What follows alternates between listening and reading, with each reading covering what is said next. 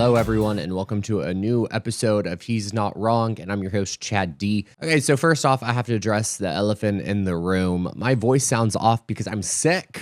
I came down with whatever crap is going around this country right now, and it is settling in my lungs. So I apologize for that, but you know what? Regardless if I'm sick or not, the show must go on. I'm not canceling episodes or rearranging anything because I feel a little under the weather. So I apologize. My stubbornness is why you're going to have to listen to me sound a little congested on this episode. Before we get into the episode, I just want to remind everyone to please leave a review. Please leave us some stars on Apple Podcasts or Spotify, wherever you're listening. Your reviews, your ratings help us tremendously with reaching new listeners. So it's really important that before we get into this episode that you just take a moment to go onto whatever app you're listening to us on and leave that review, leave that rating, help out He's Not Wrong. And I appreciate it. We also are collecting emails for an announcement regarding Substack coming here in the next few days. So please go to he'snotwrongpodcast.com. At the bottom of the page, you can enter your email and I'll transfer that email over to our Substack page. Like I said, stay tuned for an announcement on what 2026 is going to look like here in the next couple of days. So that being said, today's conversation is about public safety, immigration, and the growing gap between why Americans are being told to fear those who look different from us and what the data actually shows about crime in our communities. It's about how political narratives are manufactured and how fear is weaponized and how those narratives shape real policy decisions that affect real people. My guest today is Insha Rahman, Vice President of Advocacy at the Vera Institute of Justice and Director of Vera Action. Her work sits at the intersection of criminal justice reform, immigration policy, and public safety, with a focus on evidence-based solutions that actually make communities safer. We talk about how crime and immigration have been deliberately linked in political rhetoric, despite data showing that crime rates are declining and that most people targeted by immigration enforcement have no criminal convictions. We unpack the lack of accountability within ICE, the human cost of immigration enforcement on families and communities, and why the public conversation so often ignores those realities. We dig into power and federal overreach. We discuss the Supreme Court's recent ruling limiting the president's ability to deploy the National Guard and why that decision matters and why it's not the end of the story. Insha explains what this moment signals about executive power, the potential use of the Insurrection Act, and why vigilance is still required. And so with that being said, I will hold off no longer on giving you my conversation with Insha Rahman. Insha, welcome to He's Not Wrong. I am so grateful that you're here with us today. How are you doing? How's your holiday season been? I'm doing okay. I'm doing well, Chad, and it's great to be here. How's your holiday been? It's been good, except for health-wise, coming down with whatever's been spreading across the country. I've fallen prey, so I apologize to the listeners for the bassiness in my voice if that's how they're listening to this podcast episode in their car. I know I'm probably blowing out their eardrums right now. It's a little more gravitas for our conversation. How about that? Right. That's a perfect way to look at it. So you are the Vice President of Advocacy at the Vera Institute, and you're the Director of Vera Action. And before we get into the news of the moment that I wanted to talk to you about, I want to ground the conversation in the work that you do every day, because as the Vice President of Advocacy, as the Director of Vera Action, your work focuses on crime, public safety, immigration policy. So for the listeners who might not be familiar with the Vera Institute, how would you describe your work and the mission behind it? So Vera is a 60-year-old national organization. We're based in New York City, but work across the country nationally and have offices in DC, New Orleans, LA. And our work is to end mass incarceration, fight for immigrants' rights, and help build safe, thriving communities. And we do that by partnering with government and communities across the country to find the toughest problems in our criminal justice and immigration systems and actually pilot, test, and scale the solutions that work. So we do a lot of work on the ground. We pass policy. We write a lot of research reports. A lot of folks who say, oh, I know Vera, it's because they've read a research report or seen a site of ours. But we really, I think of ourselves as a place that not only puts out ideas into the world, but actually tries them out and shows this is what works and this is what doesn't. And I'd say the the big sort of lesson learned from our 60 plus years of doing this is the way that this country attacks the very real problem of crime and public safety is just flawed, and there are better ways to do it. And so that really sort of opens up the conversation we're about to have on both the criminal justice and the immigration side. Looking at the work that you're doing when it comes to making communities safer, I appreciate the fact that your work is grounded in evidence, it's grounded in data. But something that I think is a big miss on a lot of people is the fact that they just think of community safety through the lens of their local news or through what they hear coming out of the White House in press briefings. And there's so much that is missed when it comes to solutions and problem solving. So for the people who aren't looking at the research reports, who aren't looking at the actual data behind what makes communities truly safer, for one another, what is being misunderstood or misrepresented in the national conversation right now? Well, people don't judge their sense of whether or not I feel safe, whether or not crime is going up or down based on the statistics. Most people couldn't tell you what the stats are, but they can give you a feeling of, I think crime is going up, I think crime is going down, here's what I think is working, here's what I think isn't. And that's something that I would say folks who are working on reform often miss, is that evidence and data is so important to actually move policy and practice, but you have to bring people along and speak to people's very valid desire to be safe. And so often the political conversation is divorced from the reality of what's happening on the ground. And the political conversation is driven by politicians who have huge platforms and unfortunately often fearmonger and weaponize crime as a political issue as opposed to having a real debate about the evidence and policy that works. And then the politics of crime really comes out in the nightly news, what folks watch on TV every night or see on TikTok or read in the headlines. And again, that's not grounded in reality necessarily. It's grounded in the sort of sensational sort of like incident that happened today, this week, this month. And so what's missing for folks? One is an honest debate about what actually works to prevent crime and break its cycle. Every time a horrendous, tragic incident occurs, what's the response that we see? We need to crack down on crime. We need tougher sentences.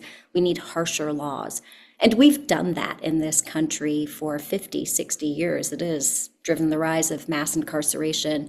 And we are an outlier compared to our Western, peers like Canada or England or France or Germany, in that we both have more people locked up and incarcerated, and we have higher rates of crime. Clearly what we are doing is not working. And so that's where I think there's an opening, because everyday people, and I do a lot of work on the political side of polling and public opinion research on what people think actually drives crime, what people think works to make our communities safe. And where the political debate is about this sort of tough versus soft on crime and where are you on that spectrum, it's actually missing where voters are. Voters understand, first of all, we need to invest in the things that prevent crime in the first place. And they fully understand that things like investing in education, affordable housing, green spaces, healthcare, mental health, and drug treatment are actually really important factors that prevent crime before it happens instead of just reacting after. They think there is an important role for police, but police should be focused on responding to and solving the most serious crimes, not being used to sort of be a patch over for the failing social safety net. Yeah. And people also understand that the way that we break the cycle of crime is to send the right first responders. So instead of having police respond to a mental health crisis call, for example, or doing traffic enforcement, we need to actually send trained civilian experts to do those things so we can free up the police to focus on the most serious crimes. That's the formula that works. That's certainly not part of the political debate that we hear. And it's a disservice to the American people, because then we gloss over the policies and the solutions that work to have the political debate that frankly serves none of us. I'm baffled right now because how can voters understand that these things are needed and necessary in order to make our community safer, but yet they voted for someone who just doesn't represent those ideals or speak about the actual things that can bring tangible results to our communities to make them safer? Like, where are there any points in your research or in the data that points to why voters can understand the issue, but then vote against their better interest when it comes to this topic? Like, how, I Yeah. don't understand how that Yeah. disconnect is there. Yeah. And we're talking, Chad, about people who voted for Trump last year, right? Yeah. Or folks who continue to vote for politicians who sort of, espouse a tough on crime platform. Part of the challenge has been people think of being safe as a kitchen table issue, much in the way that we want to put food on the table, have a roof over our heads, provide for our families, not feel like we have to work three jobs just to get by. Hmm. People want it to feel natural and obvious and easy that when I go outside, I am safe. When my kids go play, they go to school, they won't be the victim of a mass shooting, that I can get around my community and feel safe. So it's a kitchen table issue. And what Republicans and Trump in particular has cynically done brilliantly is tap into that fear, much in the way that Trump did the same on the economy, right? Like what he is a master of cynically is being a good diagnostician of the fears and the concerns that everyday Americans have. All of his answers and his solutions are the wrong ones. And that's what we are seeing now Yeah. sit here at the end of 2025. But if you look on the campaign trail, and we actually did some research on this, Trump and the GOP last year in the 2024 election cycle, they spent over $1 billion talking about crime and public safety, both in terms of migrant crime, criminals coming across the border, blue cities, and crime out of control. How much did the Democrats talk about it? Well, we have a number. They spent about 319 million talking about this, sort of compared to over $1 billion by the GOP. And importantly, when they talked about it, it was mostly to say, I too am tough on crime. It was this race to the bottom of who could be tougher on crime, who could be tougher on the border, who could say, I'm going to crack down, I'm the top cop. And that's what Kamala Harris ran on. And what we saw in our research at the end of last year is that actually didn't sway voters. It didn't sway Republican voters who are like, I actually like the tough on crime. If I'm going to vote for anything, I'm going to vote for the real McCoy. And it didn't sway Democratic voters or independents who are like, I've heard this tough on crime rhetoric before. You sound GOP light, you sound insincere. Yeah. And frankly, I don't think getting tough on crime is the solution that works. I actually think we need a new paradigm for safety. And that is, Chad, where we started this conversation Yeah. about where everyday voters are and what they understand actually works to prevent crime and break its cycle. So, with what we know, with what the polling says, we know crime rates are down across all of America. So, before we dive into the Supreme Court and everything else I want to talk about, I want to use this as a framing question. So, from where you sit, is there a genuine, true public safety crisis, or are we just living through a crisis on how public safety is being framed and weaponized? I think there is a crisis of confidence in whether this Mm, government can deliver on the basic kitchen table issues that Americans care about. We talk about this a lot when it comes to the economy and cost of living and affordability. We don't talk about it nearly enough when it comes to making our communities safe. That's where the crisis of confidence is. You are completely right that crime rates are going down across the country. In fact, at the end of 2025, we will have seen some of the lowest murder rates in this country in decades. And that is the hard work of mayors across this country because they represent their local constituents. They are on the ground more than any other elected leader. And they're the ones who both see the problems with crime and are closest to the solutions that actually work. And we are watching crime rates drop in places like Chicago, Baltimore, here in New York City, which is where I'm based, LA, and everywhere in between. And so it's not that we don't know what works. We do. We don't talk about enough what works. We've let, again, the political debate about crime dominate the policy one that voters actually want to hear. And we actually have examples in communities across the country, and I'll point out two, yeah. Detroit and Baltimore, where we've watched crime decline tremendously. Like both Baltimore and Detroit are on track to have some of the lowest crime rates in decades. Detroit last year had the lowest number of shootings and homicides in 57 years since they started keeping track. Like, wow. And what we've actually watched is local leaders have those conversations and say, here's what worked. This victim services program, this hospital-based community violence intervention program, this youth mentoring program. They also talked about how they deployed police to quickly respond when somebody calls 911. So people aren't waiting hours, but in fact, they get a response within minutes. And police are focused on solving the most serious crimes. Those are the kinds of conversations that we're watching happening at the very local level. And Baltimore and Detroit are two really good examples of this. That's where both Democrats and Republicans, if they want to get ahead on this issue, if they want to win over voters on a highly politicized issue, they should be looking to cities that are actually getting this right. And so I say this to offer a glimmer of hope here, which Yeah. is I think we can, in fact, turn the corner on this confidence crisis. And we got to look to the cities and the mayors and the elected leaders and local organizers and advocates and practitioners who are doing this right.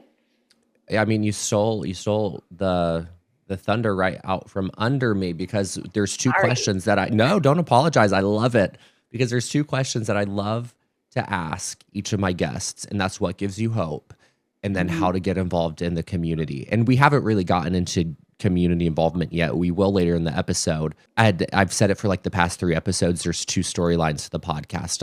I'm not wrong, obviously, number one. And then number 2 is how important it is to get involved at the local community level. And with what you just said, shows so much about what we have within ourselves power-wise with our vote at the local level, getting involved, that when you vote for a mayor who understands these things, when you vote for a city council that understands these things, you can move the needle on something that has a very dark and negative political national talking point attached to it. But you can change that narrative at the local level to where it benefits you, and you can feel it almost immediately. And so I really appreciate you talking about that, because cannot be stated enough just how important it is to get involved in your local community, to understand what your elected officials at the local level are doing. And no, I'm so happy you brought that up. Yeah. Chad, I often, so I've been listening to some of your episodes in preparation for coming on, and I love that I'm not wrong, but it's also like, you're so right that the way that people can feel like they see change and they can make change is at the local level, and that really has impact at the national level too. At the end of the day, this country is made up of 3,000 counties in 50 states by, over 300 million people. All of us who have agency to change the course of what is happening in our country. And I actually feel very, very hopeful sitting here at the end of 2025 that in the next year we can see real change happen, and we are going to be responsible for it. I am hopeful that it can happen as well, especially with how we're seeing the elections that have played out in the past few months turn out. Like people are aware. They know what's going on, and I love that they're taking action, and we're seeing midterm level turnout in special elections. That doesn't happen. No, people are pissed and they're energized, and like that is a great combination. I was about to say say, that's the perfect combo. yeah, Perfect combo for getting action. So I want to discuss now how we got here, because it feels like where we are right now with ICE activity, with the National Guard deployments, that it's been a long time in the making. And I remember when Biden was office, I think this was about a year ago, he worked with Congress on bipartisan immigration and border legislation that pretty much addressed a lot of the issues that both parties saw as top priorities that we were talking about when it comes to crime and immigration. Trump stepped in, he killed the bill. And at that time, a lot of people just thought it was simply about denying Biden a political win.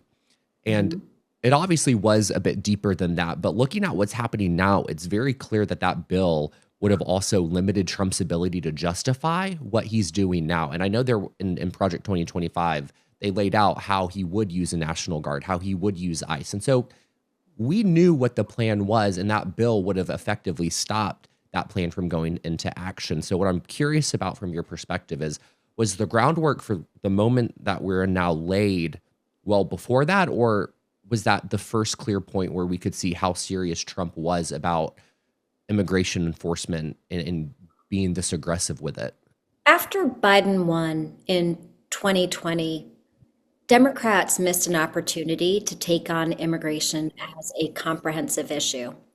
What they should have done and made a priority in 2021 when Democrats had the upper hand because they had not only the House and the Senate, but also the presidency, they should have pushed for comprehensive immigration reform, which means two things. One is to have a secure, fair, and orderly process at the border, and to make sure there is a pathway to legalization and citizenship for people who are here.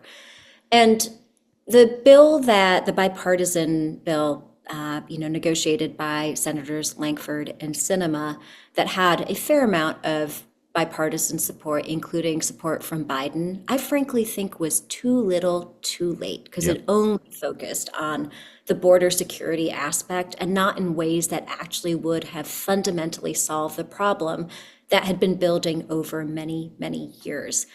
And so I don't know that I think that that was necessarily the bill that should have moved forward.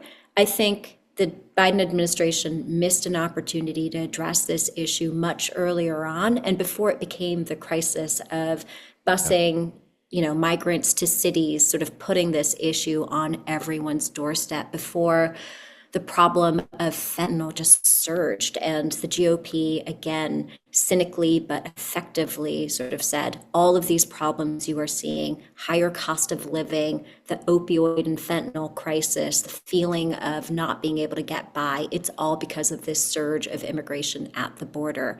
And by 2024, June of 2024, when the Lankford-Sinema bill was being negotiated and Trump came in to torpedo it, it was already too late in terms of public opinion on immigration in a way that the Biden-Harris administration would have had a lot more public support if they had leaned into this issue back in 2021 when they first had power. And so that is, I think, a warning for Democrats. There is a lot of enthusiasm and hope that Democrats will certainly have some important victories in 2026, win the House, maybe even win the Senate and be a check on Trump.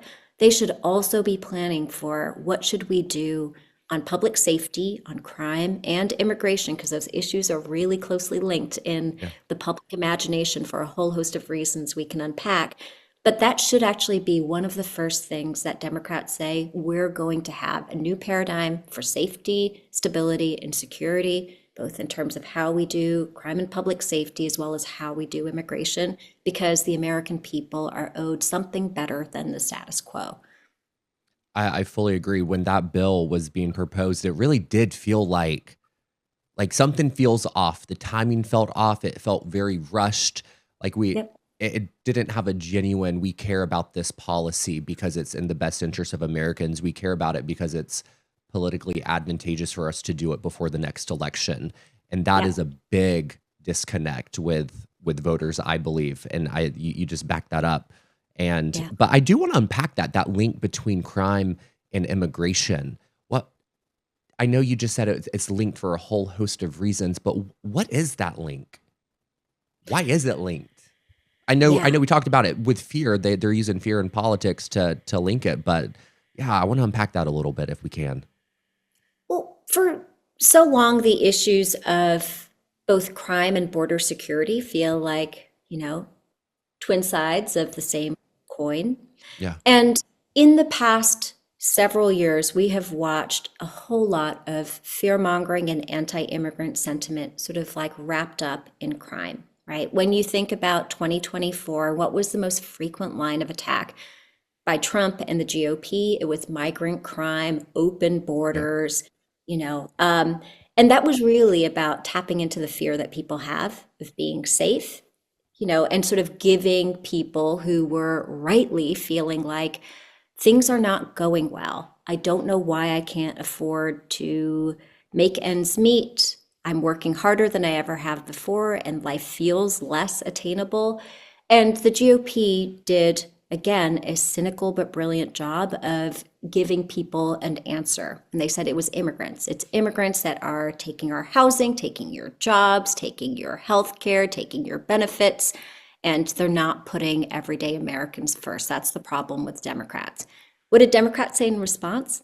either nothing or to say, well, I too will crack down on crime, or I too will crack down on the border. And in those ways, sort of the issues of crime and immigration became synonymous. They became one and the same. And this is something that we can literally track over the past 10 years of Trump and his entry into American politics. And you see that linkage get closer and closer and closer. Obviously, there are deeper roots in this. Back in the 1920s, when America passed the first of its very, very restrictive immigration policies, it was the exact same language that you hear today. These are immigrants, they're migrant rapists and insane people that other countries are giving us. They're like, they're emptying their jails, their prisons, their asylums, and that's who they're sending us. We've heard this rhetoric before. It's existed for over a century, that nativist, bigoted rhetoric, and we're just seeing a resurgence of it. And again, there are many different precedents in time for this, 9/11 and what we saw after 9/11 in terms of a tightening of national security.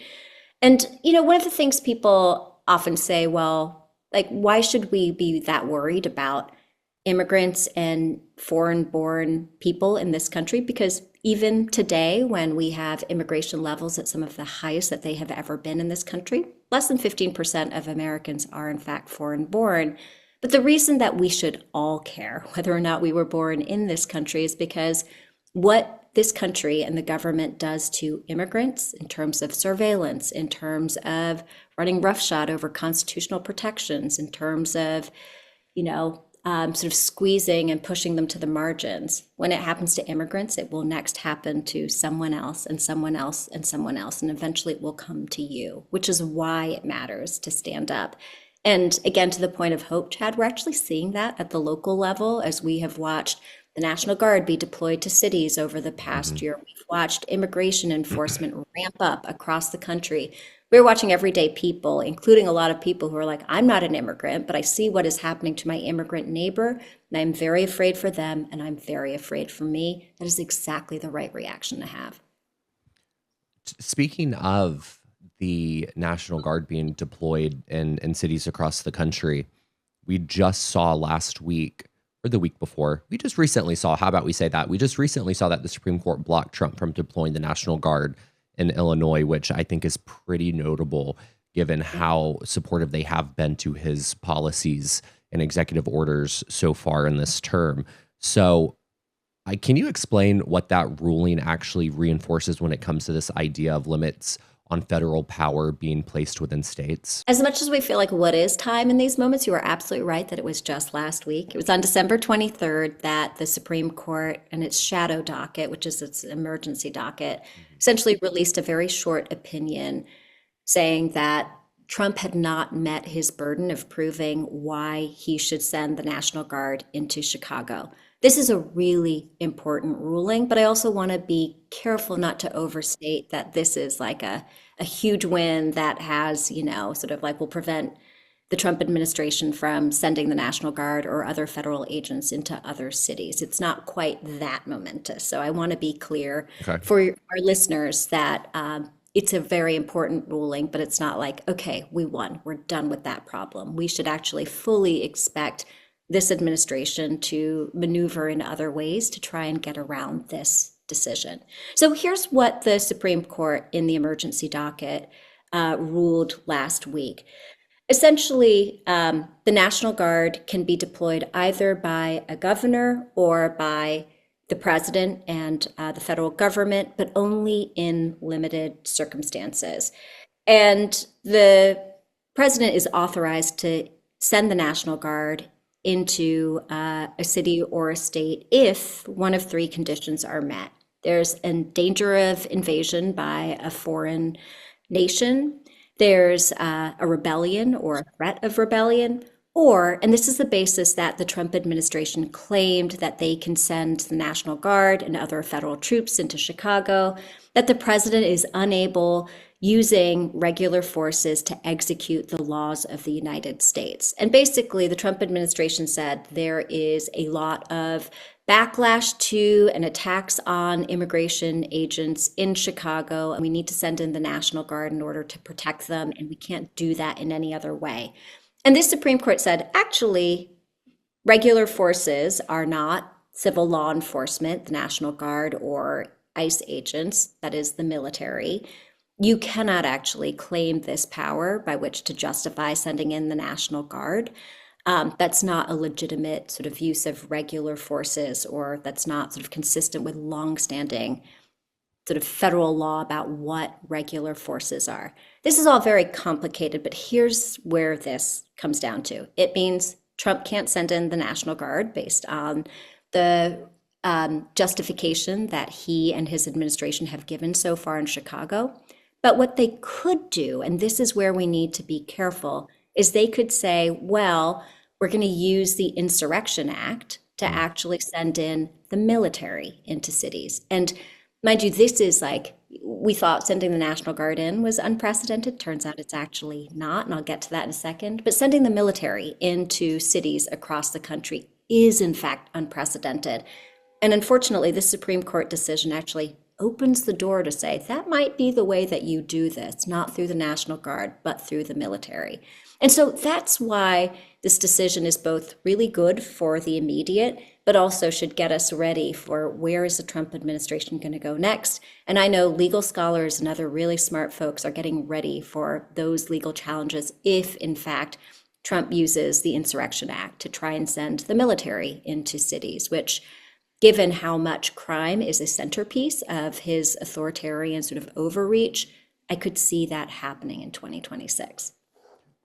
That is so interesting to hear you say that, because everyone last week, they were celebrating as if it was the end all be all, that, oh yes, he can't send National Guard in anymore. And there was this almost this energy of, okay, that like we need to be smart here. This is like we're messing with Trump here, that he's one step ahead. And this entire time he's been wanting to use the Insurrection Act, and he's been looking for his reason, the validation, the justification to do so. And so essentially what the Supreme Court did was, handed us an immediate win, but they could have just potentially also handed him a long-term win that he's actually have been wanting to use. Yeah, I think that's right. And I don't mean to be too cynical here, because I actually think this is a win. It's absolutely a win, and we should celebrate our wins where we have them. Yep. But we can't just say, ooh, okay, we are done with this horror of sending in federal agents, because we're not. One of the things that we have seen from the numbers is the vast majority of federal agents that are being sent into cities like Chicago, like Boston, like Memphis, LA, and DC are in fact immigration agents. It's ICE, it's Homeland Security investigations. The National Guard is actually a very small slice. So for one thing, it only really applies to how the administration is deploying the National Guard, but not to all the other federal agents that we see, especially the ones who are masked. Those are often ICE agents and immigration agents, not the National Guard. And it also doesn't mean that Trump is done sort of using military force in our cities. He might just find another way to do so. So we need to be smart and sort of anticipate and be ready for the next step, which I firmly believe we are. Again, a moment of hope for me in 2025 is watching how mayors and local electeds, as well as local community advocates, organizers, leaders in the faith community, business communities have really stepped up to say, not on our watch, to this federal overreach and deployment of federal troops in our cities across the country. Throughout all of this, there seems to be a missing piece to the story that's being told nationally. I hear it in the conversations that you have. A lot of other podcasters, independent journalists, they're including that human element. And I want to continue to do my part to push it as well, because right now, with the way that the Trump administration is treating and handling individuals, it's almost as if they're trying to put people in this country into classes and into tiers of humanity. And I think that is it's abhorrent. And it's only a matter of time until ICE is in your community. That's what we're seeing. It's not a matter of if, it's a matter of when. And we should be thinking about the vulnerable populations and our neighbors who would be impacted. We've talked about this a little bit so far in this episode, but it seems to be almost near impossible to think about ways we can get involved with something that seems so unchecked power-wise. It seems that there is no accountability for ICE. So what can we do as individuals to fight back? With that in mind, what are ways that we as individuals in our local community can be prepared to protect our neighbors, that we can be prepared to fight back? I know we're talking high level so far, but getting into that nitty gritty, Yeah, what are the yes. tangible things that we can do? Yeah, absolutely. And I'll start by saying it is so critical that all of us who are listening tell at least 5 people in our lives, here's how you get ready for when ICE shows up, or if ICE is already there in your communities, what can you do? Because the scope and scale of this problem under this administration, it's just enormous. So to put some hard numbers to it, since the beginning of this year, the Trump administration has made about 250,000 immigration arrests. That's 250,000 people. That's bigger than the size of many cities that Americans live in, right? So the scope and scale is enormous. And what we have seen is of those 250,000 people, only about a third actually have criminal convictions. Another third have open pending criminal cases. Another third don't have any kind of criminal convictions at all. And right now, of the more than 60,000 people in immigration detention, less than 7% have a violent conviction. So this whole sort of thing under the guise of crime control and getting rid of the worst, it's simply not borne out by the numbers. And again, it's why I ask people, and this is thing number one that you can do, is when we hear that, well, this is done for crime control, this is for public safety, to say that's absolutely not true. Because if it was, we would go about doing any of this differently. But the sort of like the random, ICE raids on, workplaces, schools, churches, places of worship, that's not going after quote unquote the worst of the worst or actually doing anything for crime control. It is Yeah. to intimidate and terrorize our community. So that's thing number one that people can do, is actually poke holes in the stated justification of this administration. I think it's really important to do that because this idea of crime control, and again, tapping into people's very valid desire to be safe, it allows us to then let this administration do unconstitutional, illegal things because we're like, well, but it's in the name of public safety. So thing number one is actually having the conversation with people to say, they say this is about crime control. Here's why it isn't. Here's what the numbers are telling us. Here's what their actions are telling us. The second is to get ready. So what can you do in your community? A number of different cities, especially those led by Democratic mayors and city councils, have actually put out Know Your Rights guides, and I can share links to some. The city of Chicago has put out an incredible set of materials called Protect Chicago, and it's got in it Know Your Rights guides for what can you do when ICE and immigration agents are in your neighborhoods, in your communities. What are your rights? How can you film them? How can you report? What can people who are undocumented or of they don't have legal status, what can they do? And also, what can you call upon your local leaders to do? So there are executive orders that we have seen against cities like LA, Minneapolis, Chicago, a number of others, executive orders that local mayors and city councils and county legislatures have passed to essentially say ICE cannot come stage their immigration raids on city or county property. ICE can't go into these certain sort of sensitive areas like hospitals or courthouses. Those are all things that local folks can call upon their elected leaders to investigate, look into, and pass. And we have seen, again, mayors really step up on this front to say, I'm going to do everything within my executive power to fight back against the executive power and overreach of this federal administration. And third, there are mutual aid networks that we have seen spring up. It's literally WhatsApp and Signal threads, Facebook groups, just great sort of like local community organizing to say, how can we help immigrant parents who are worried about pickup and drop off from school and daycare? How can we go collect their kids so that they are not out and about more than they have to be? How can we run errands and avoid places like even the grocery store or for immigrant workers who are out, sort of vendors on the streets. I've watched communities literally raise money to say, hey, we'll buy all of your vegetables, all of your goods for this week. Stay inside because we know that there are ICE deployments happening right now. There's all kinds of small and big ways that communities are stepping up. Many of us have seen the story of people getting whistles so that they can just start whistling and blowing their whistles and alerting community members of like, hey, I just saw an ICE, truck drive by. So all of those things are so powerful. They have saved lives. They have saved families. And we need to keep that up.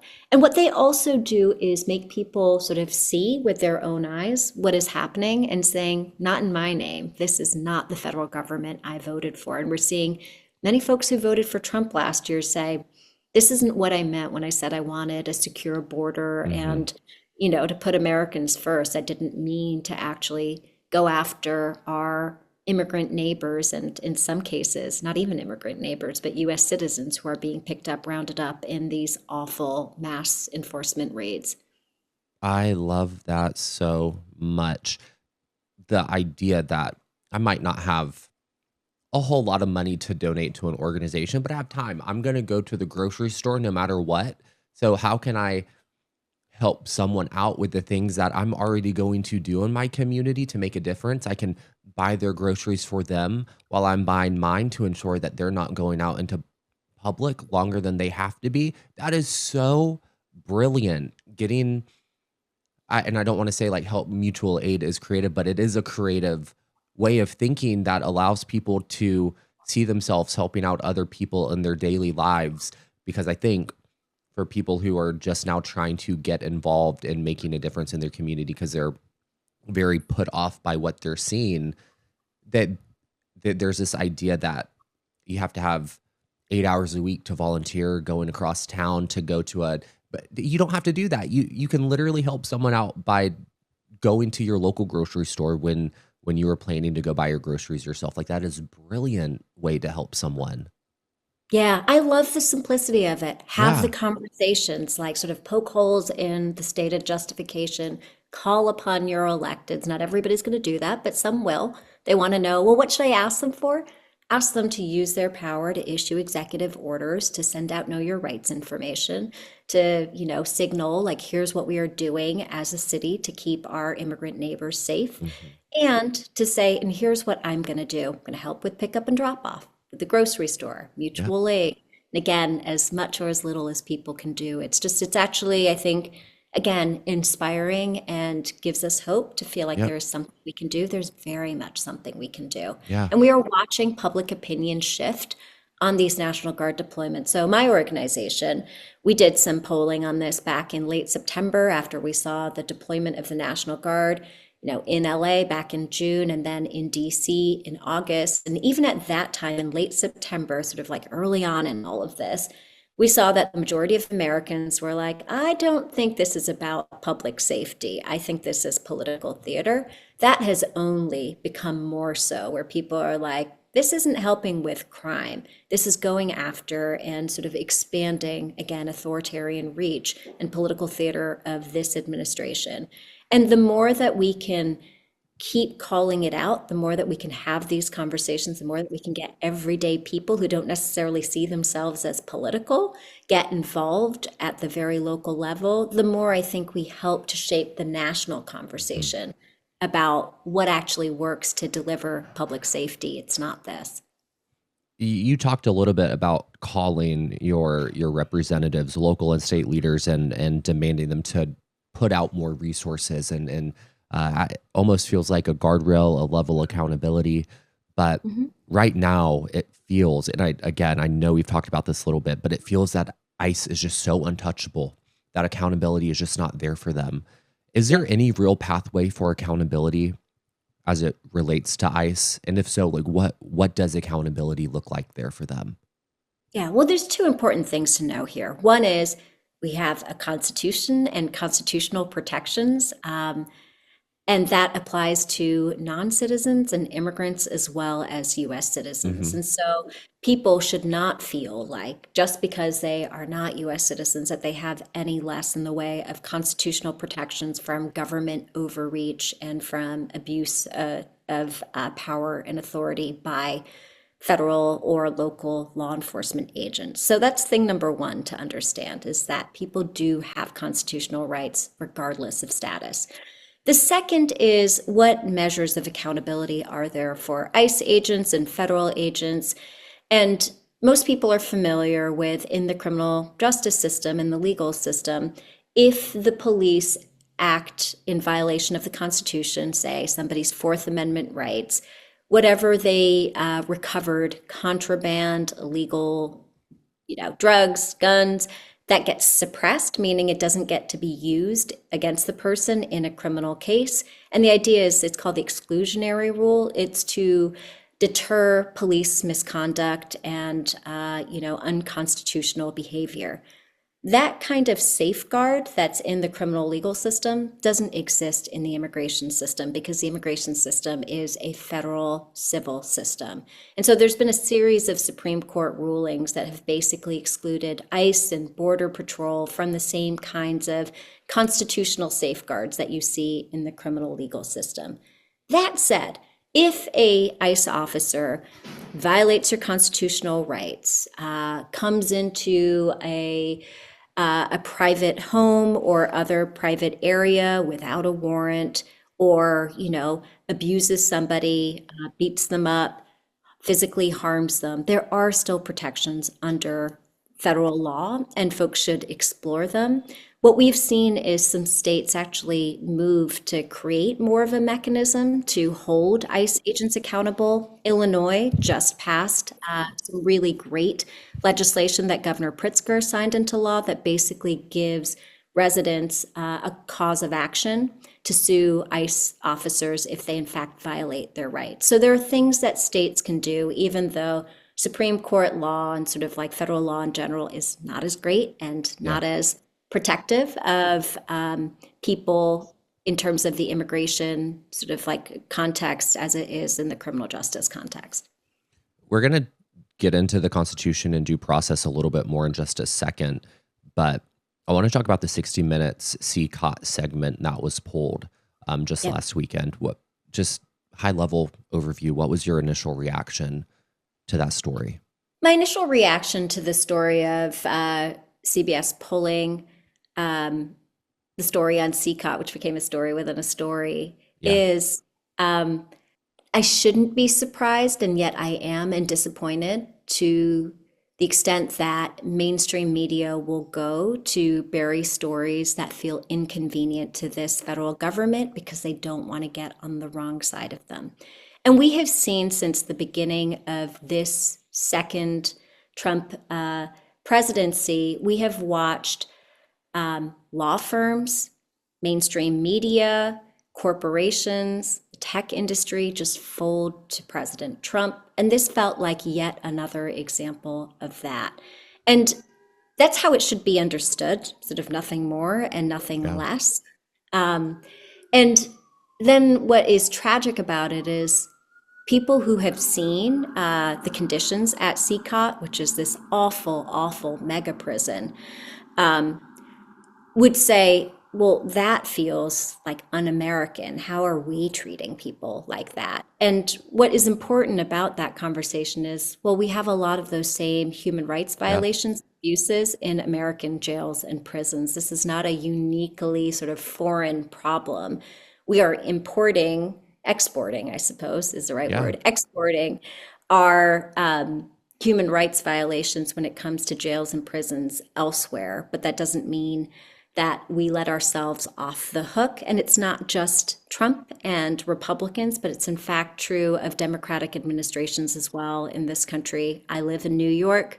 We have seen under Democratic governance huge violations of constitutional rights, death, abuse by prison guards of people who are incarcerated. Again, like there's a larger conversation to be had. And so for me, as somebody who's a criminal justice reform advocate, I was personally really disappointed that it was the CCOT story specifically that got buried, because there is such a mirror that is being held up there to what is happening, the abuses Yeah. and violations of basic human rights here in our own jails and prisons. But at the end of the day, I don't think that it was the CCOT prison that was the reason that the story got buried, but more because it would inflame or upset the Trump administration. If that exact same thing had happened under a Biden presidency, I promise you that story would have made it out. Yeah, for sure. The story itself was not shocking to me because it was information we knew, but now we had the visuals to back it up. But I loved what you just said about us just exporting our mass incarceration to a foreign place, because like in Alabama, I know we talked before we started recording a little bit about mass incarceration in Alabama, the documentary, The Alabama Solution.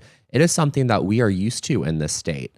A small violation, like marijuana, is landing people life sentences in these prisons. People who are up for parole are still being denied parole because they're working for pennies on a dollar for the state to do things that they know they can't hire other people to do. So it's, again, advantageous for the state to keep these people in prison because it saves them money. Literally, it's about dollars. And so it's like America has mastered this idea and this concept of mass incarceration to the point where we are now able to export it to other places, ramp it up a little bit more in intensity, obviously, but now we can bring them to other places and see how that goes.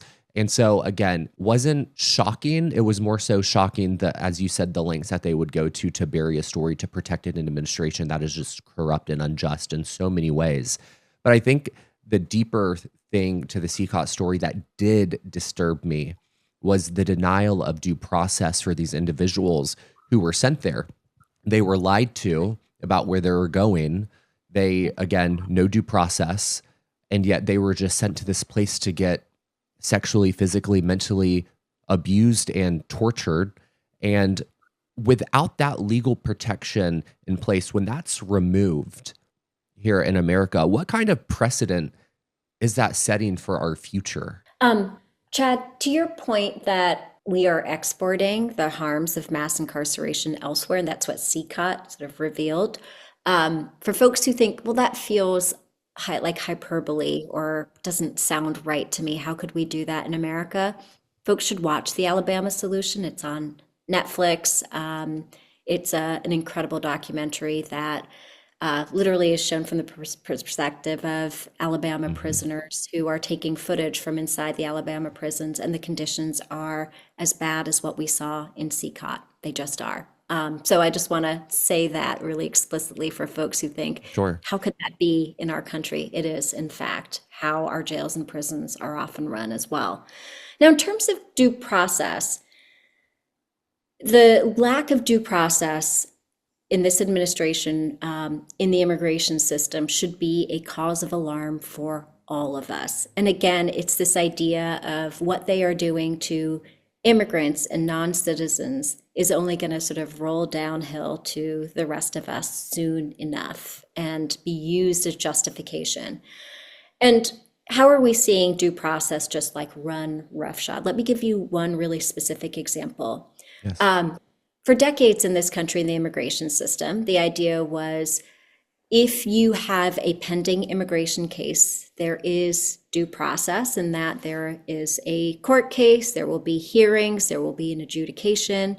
What we have seen under this administration is, both for people who have pending asylum claims as well as other kinds of immigration cases, this administration is literally just asking immigration judges to dismiss those cases, and suddenly people are left without any kind of due process or any kind of protection from immediate deportation. And the Trump administration is asking immigration judges to just dismiss their cases so that they can then summarily deport them. It's literally running roughshod over decades and decades of immigration sort of process and norms. to basically say, here's how we're going to ramp up our deportation machine. The other thing we're seeing is the mass firing of immigration judges who have been tried to be a check on this administration's immigration due process violations. They're just getting fired. And we're not seeing any kind of accountability for that. We're not even seeing nearly enough sort of reporting in the news about this. But that is a huge problem because these judges are one of the few checks that we have on an immigration system that is literally like running wild. And then the third is that we've watched this federal administration cut off millions and millions of dollars that go towards immigration representation. So kids who are coming into this country unaccompanied and they are fleeing violence and corruption in their home countries, and who, under, again, decades of immigration law precedent, likely have a chance of staying here and winning their immigration case.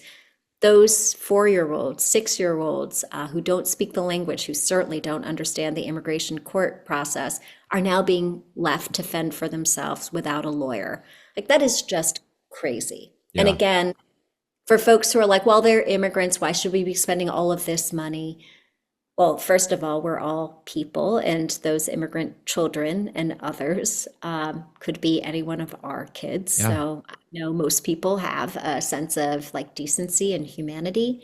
And again, what we do to others is going to come back around and be done to us. And so that check is really, really important. You can't say, well, that's just non-citizens, that's just immigrants, that's not us. That is in fact us. And that lack of due process, lack of humanity is going to, again, roll downhill and impact all of us.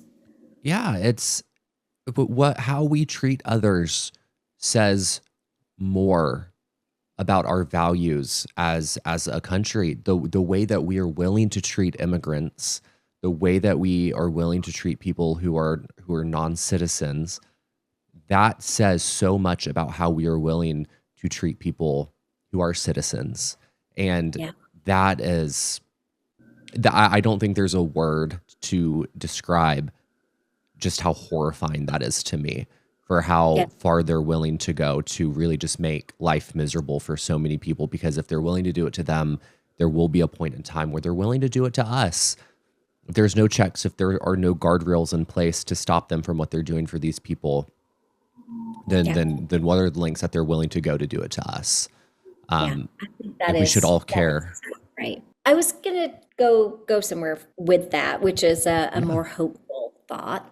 The people who bought into the rhetoric of Democrats are looking out for them, they're not looking out for you. A year in, they're saying, well, Trump and the GOP isn't looking out for me either. And this is a real opportunity for either political party, but I'd say especially for Democrats, to think about a new paradigm here. And we started the conversation about how the status quo is simply not working, not on crime and public safety, not on immigration. People have very little faith in either party in their handling of these issues.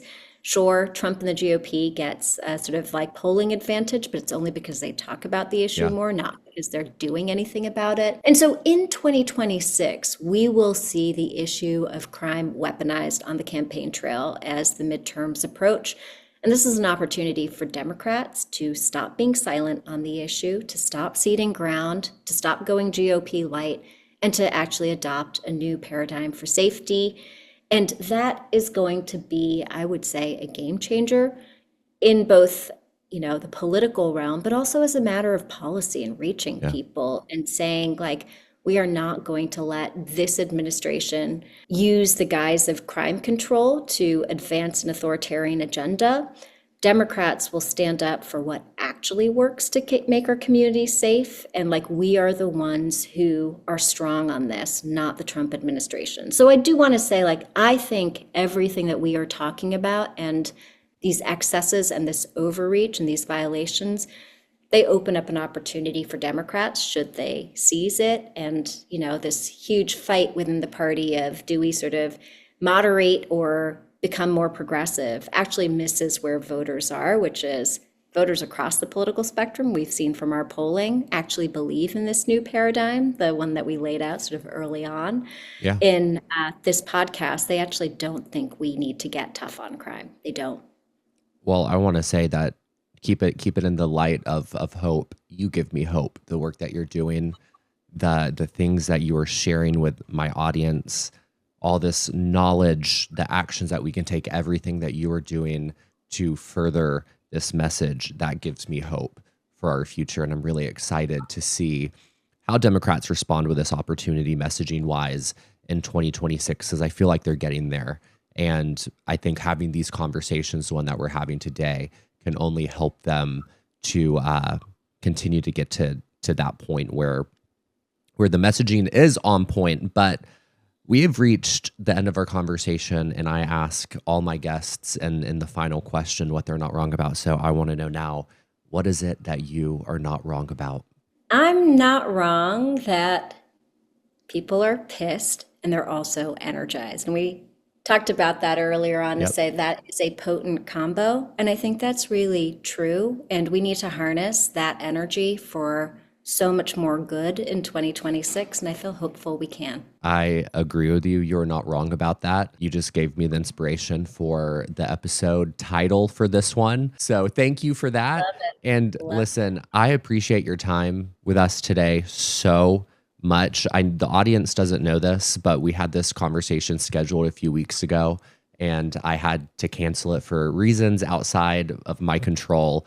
But the fact that you were so flexible with your time, you still came on and had this conversation with us. You're doing the important work. I cannot thank you enough for your time and everything that you are doing. Oh, same, Chad. I am really grateful to you for having this conversation. It's not one we have enough. I hope it's one that we have more and more. And just really appreciate you speaking truth to power on the issues that matter to everyday people. I feel it, I see it, and I'm really grateful for it. So thank you.